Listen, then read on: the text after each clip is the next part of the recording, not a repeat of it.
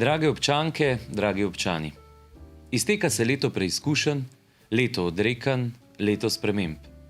A hkrati se zaključuje tudi leto poguma, leto sočutja in leto solidarnosti. Že drugo leto zapored premikamo meje svojih sposobnosti in svojih navad. Na stran smo odrinili marsikatero aktivnost. Brezskrbnost je deloma zamenjal strah, želja po boljšem jutri pa je vseeno tlela med nami vsemi.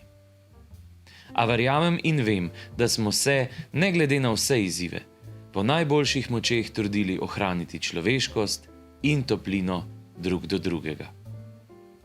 Vem, da marsikomu ni bilo lahko, a povezani stvari premikamo na bolje.